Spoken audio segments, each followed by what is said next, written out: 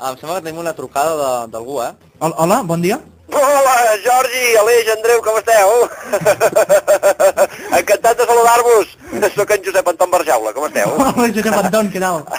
Em fa molta il·lusió de parlar amb vosaltres a Mata la Pera Ràdio, eh? Aquest gran programa de ràdio que sona per les ondes marcianes, que es diu El Paller, oi? Que es diu així? Escolta, et felicito, us felicito, però sincerament, pel vostre humor tan vostre, aquesta discapacitat que teniu per l'humor, la sàtira, la paròlia, Escolta, jo no m'he presentat abans de dir-vos-ho, que sóc el mànager d'en Rafael Cijes, que va participar a l'Introvisió del cap de setmana. Sí, us en recordeu, no? Sí. Escolteu una cosa, que estava tot previst, Ha estat previst? O sigui, era el nostre objectiu, quedar en el pitjor lloc possible.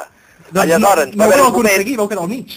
No, sí, esclar, és molt més difícil quedar allà en el mig que quedar primers o últims, Sí, tu has d'aclamar-ho, allò, Home, sí, la veritat és que sí, per quedar 15, ho has de fer molt bé, Aleshores, hi va haver un moment que jo vaig veure que, hosti, anàvem molt bé, que anàvem pel 5è o 4è lloc, fins i tot, i llavors dic, cony, fer saltants i mitjans, aquests, i que ens rebenti una mica l'actuació, aleshores baixarem de puntuació i quedarem, pam, allà al mig clavats. Que la gent, de fet, es fixa més al cap de la història qui va quedar al mig d'una competició, no pas el primer o l'últim, Clar, això passa cada mundial de futbol.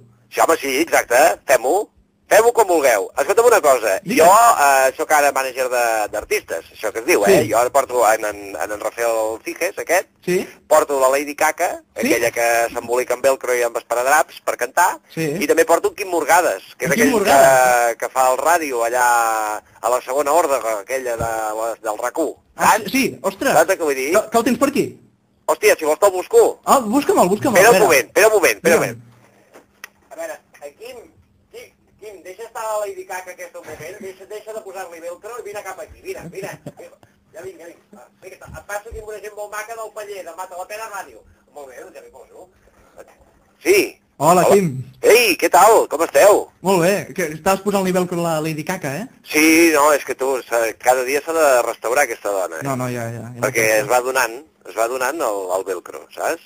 Què vull dir? Com esteu? Molt bé, bueno, em presento, sóc el Jordi Pi del Soler, ja t'ho deu haver dit el teu mànager. Sí, no, ja m'ha dit que estava parlant amb vosaltres i això de l'Eurovisió i una miqueta que estàveu fent una anàlisi en profunditat, no?, de com va anar el concurs. Sí, una mica. Molt bé. Ja que et tenim per aquí, aquest any t'han fet casteller honorífic allà a Badalona, a la ciutat. Hosti, sí, quina il·lusió. En principi és perquè vas escampant els béns culturals a la ciutat i tota aquesta collonada. Sí. Què hi ha a Badalona, a part de l'Anís del Mono? A part de l'Anís del Mono hi ha les patates coromines, que són unes patates fregides molt bones, perquè són com de xurreria, però estan fetes en una fàbrica, vull dir que tenen més capacitat de producció. El millor de cada cosa. En podem menjar més, també som una ciutat de gairebé 300.000 habitants, o sigui que només faltaria que haguéssim d'anar tots a una xurreria a comprar-ne. Hi ha el Joventut de Badalona, hi ha una Rambla molt maca, hi ha un barri antic una mica deixat de la mà de Déu, però que és una joia, i a més jo hi visc per allà, i hi ha platja, hi ha bona gent, hi ha bons restaurants, hi ha algun cinema... I els gitanos? Un parell de teatre, què més hi ha? Els gitanos? També n'hi ha, com n'hi ha a tot arreu, no?, una mica de totes les ètnies. Estem a l'època de la barreja cultural. És la nostra civilització, aquesta d'ara. Jo sóc l'Arnau, i tinc una pregunta que es diu: abans de ser casteller honorífic havies fet alguna activitat que requerís estar descalç amb faixes rodejat d'homes? No sé si acollir-me a la 5a esmena, per contestar això, però vaja, potser jugar a pales a la platja, potser és el més semblant que he fet descalç envoltat d'homes, i en algun vestuari masculí. Per això ja forma part d'un passat molt fosc que tinc jo. Però bé, el tema dels castellers em va fer molta il·lusió, perquè és com un reconeixement de la ciutat, de la meva ciutat, que ni me l'esperava, ni sabia ben bé a què venia, però em va fer una il·lusió tremenda. A més, a casa tinc una camisa de casteller, que no sé quan me la posaré, però realment és un color bonic, és un color micaco, que diem a Badalona, que és el color del nespre. Saps que és una mena de groc que tendeix a taronja, i que m'afavoreix molt. Perquè aquest color... Bueno, jo sóc el Bernat, ja. Bueno, molt bé. Jo sóc el Quim, què tal? Doncs, encantat. No, dic, aquest color com s'aconsegueix, així, perquè Què és, barrejant groc i groc? Sí, suposo que sí. Jo agafaria groc i li posaria una gota de res de vermell. I llavors ja agafaria el color de nespre, no?, de micaco, que és aquesta cosa que no és ben bé taronja, però va cap allà, depèn. Però és un color maco i que s'identifica molt amb la ciutat de Badalona. És que jo l'he vist i l'he vist groga, i dic... Sí, no sé si és que jo soc daltònic o... No, és un groc trencat.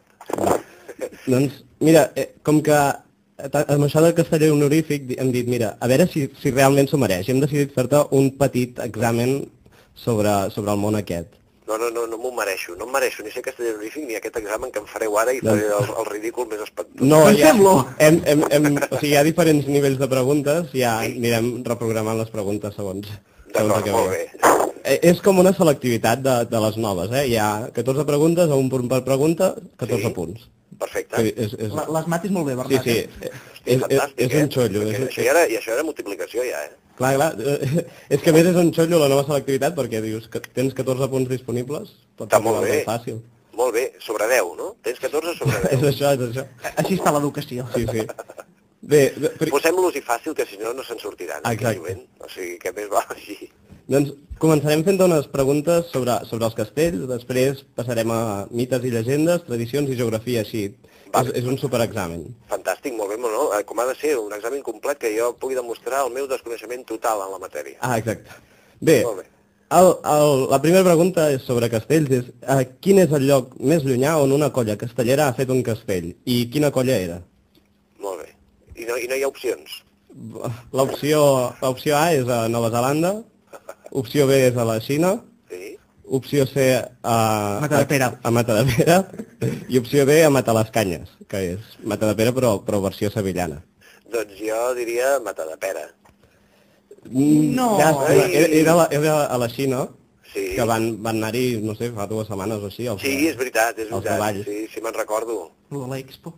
Hosti, però és que jo ara volia quedar ben vosaltres. Comptarem mig punt per fer la pilota al profe. Talla-ho aquí, i ho diu Albert.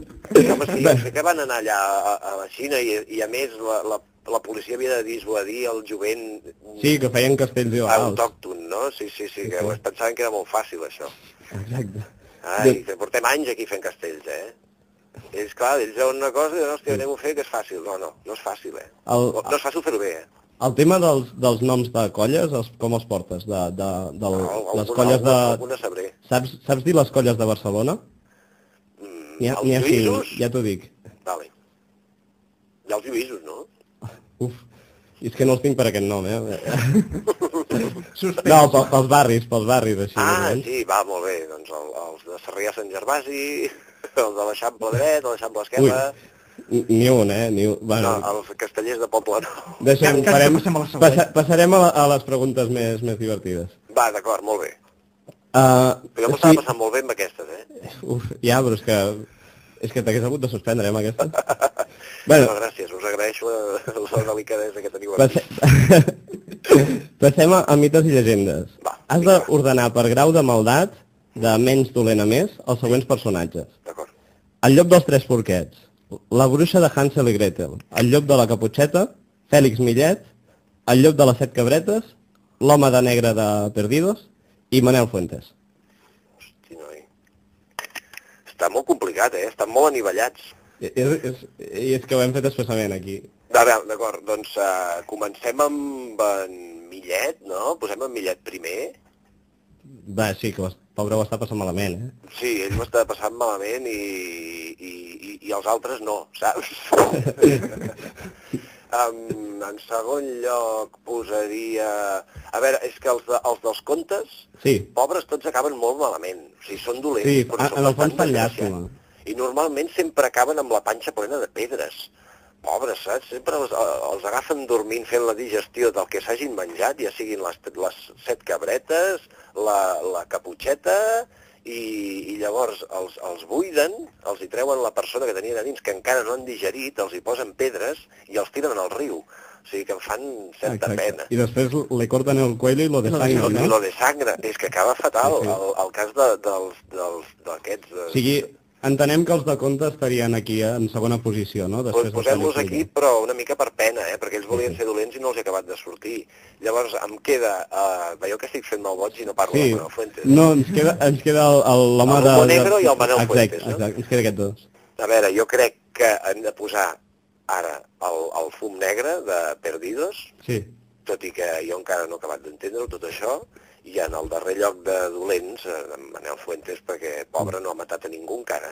Encara. Si mata algú, llavors ja li canviarem de posició, però de moment el deixem a l'últim. D'acord. Doncs ara farem una pregunta de geografia. Endavant, que no sé res de geografia. Exacte, per aquí anàvem. Com us documenteu, sou la pera. Sí, has de completar el garrotín. És la típica pregunta d'aquelles de filling the gaps, de proves anglès. Molt bé, filling the gaps. Llavors, jo cantaré un garrotín i tu has de completar la paraula que em deixaré. D'acord. Sabadell és capital del Vallès, de les terres catalanes i del món en general. Molt bé. Has de dir de quin Vallès. Aquesta no va ser, de l'occidental.